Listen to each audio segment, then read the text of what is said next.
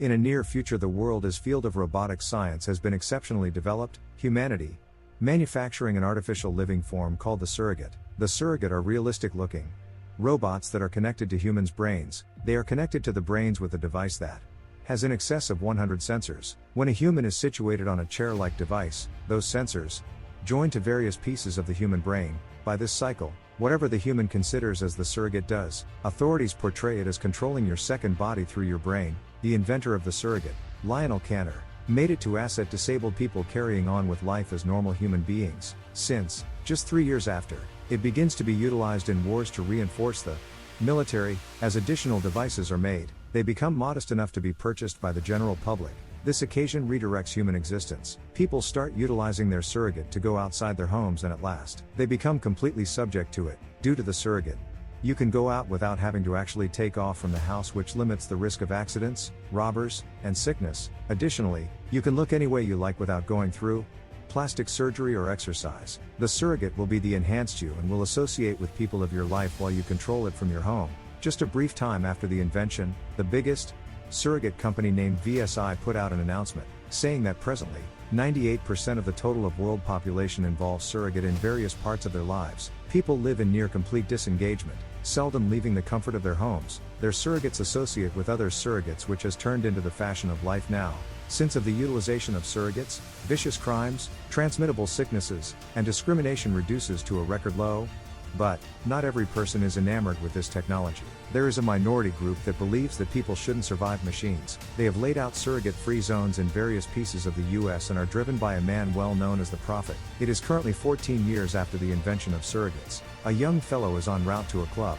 He misleads his father on the telephone, saying that he is going to go see a show. At the club, he bounces off from a balcony, however lands securely, thinking that the guy is a surrogate. He meets a girl, while dancing and bringing her out. As the two make out, a man on a motorbike utilizes a device on the two to kill them. When the paramedics and police show up, they figure out that the person's surrogate's memory chip is totally fried, so they can't see as his registered owner. But the girl surrogate is registered by the name of Cameron McAllister. Two FBI agents named Tom Greer and Jennifer Peters tracks down Cameron's location and visits her. Notwithstanding, when they arrive at the house, they find out that Cameron is really a moderately aged man who has been killed while sitting on his surrogate connecting device. This is the first homicide in quite a while, so the detectives are stunned. Next on the subway, as we see Tom is getting back from work and we see everybody around him as a surrogate. When he arrives at home, he brings water for the real him, who looks unfathomably changed. The real Tom has been utilizing his attractive and young-looking surrogate to live on with his life for him. Later putting the surrogate to his station, Tom walks out of his room to meet his wife, Maggie. However, rather he is welcomed by Maggie's surrogate. Tom hasn't met his wife in quite a while and just discussions to her surrogate. Tom recommends they go for a vacation someplace, however Maggie would prefer to send her surrogate for getaway and to encounter life through her. Elsewhere, a few teens find their friend Jared Cantor died in his apartment. While still on his stim chair, at the FBI office, the detectives are discussing the situation. They figure that whatever device the surrogates were killed with, killed their owners too. Such a case was considered incomprehensible till then. Since the owners shouldn't feel what surrogate feel, they figure out that Jared was the child of Dr. Lionel Cantor, the inventor of surrogates. Tom and Jennifer make an appointment with Dr. Cantor and go to meet his surrogate. They sort out that Cantor has been utilizing a few surrogates all at once, which is thought of as unlawful. Notwithstanding, since he is the inventor, the detectives dismissed it. Jared was utilizing one of Cantor's surrogates when he got killed. This causes the detectives to think that the killer was after Cantor, not Jared.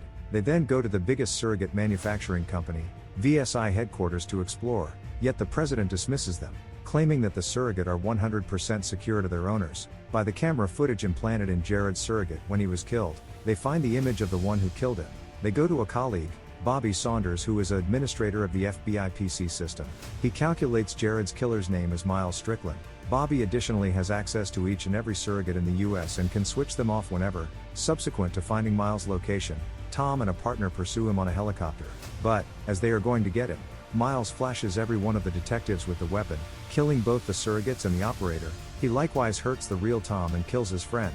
Their helicopter crashes in a limited area loaded up with enemies of surrogates. Before Tom can get the killer, his surrogate is killed by the anti-surrogates. The real Tom is injured as a result of the weapon.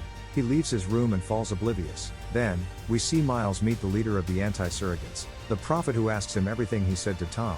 At any rate, Miles demands that he uncovered no information except for the Prophet kills him. Tom awakens in the hospital where he finds out he has been suspended for 7 days for arriving onto the restricted area. Since, not entirely settled to tackle the case, so he goes outside without the surrogate without precedent for years. He then goes to the restricted area to meet Miles once more, however comes across his body being incinerated. Tom gets some information about the weapon Miles utilized before, yet he claims he has never seen one. The Prophet's men acknowledge he is a cop and beat him. Tom escapes the restricted area when a young fellow offers him a ride home. Turns out the man is Cantor's surrogate. He asks Tom about Jared's homicide case. Cantor encourages Tom to stuck in on the weapon and where it came from.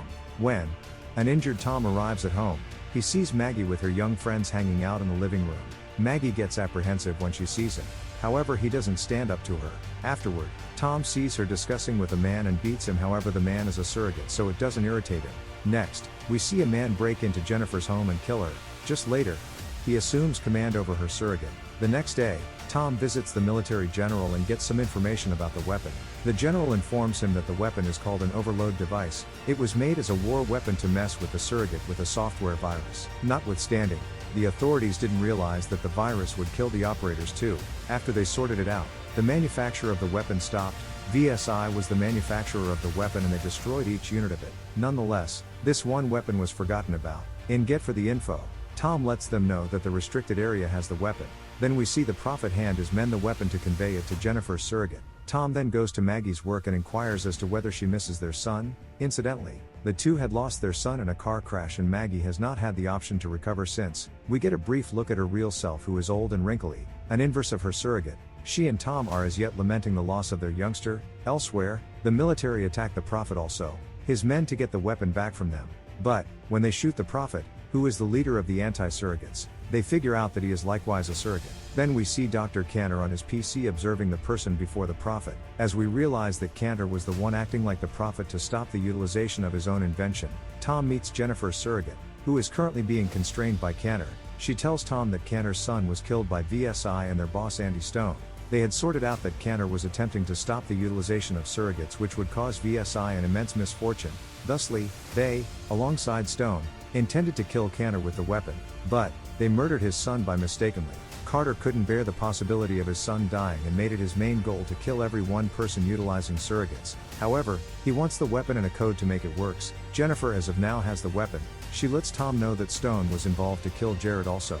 Requests that he bring Stone's PC file to her as proof. Tom goes to meet Stone and thumps him out. He then downloads all that files from Stone's PC and surges out. Now that Jennifer at long last has the weapon and the code, she needs to go to Bobby to incite the virus through the weapon to each surrogate on the planet. Tom understands that Jennifer's surrogate has been dominated. However, all at once they get into an accident. Jennifer races to Bobby, while Tom surges to the base of the issue, Cantor. Jennifer holds Bobby at gunpoint and actuates the virus into the system. Shortly, everybody with a surrogate will die. All at once, Tom arrives at Cantor's chateau and asks him for what reason he is doing this. Cantor answers that he had made the surrogates to help crippled people.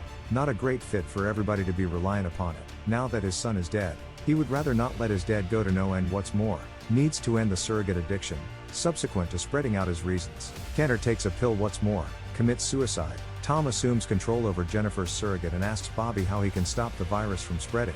Bobby rapidly lets him know the codes and the two effectively save the surrogate's operator. Presently Tom needs to click a yes to save every one of the surrogates. He falters as Bobby lets him know they have a couple of moments left.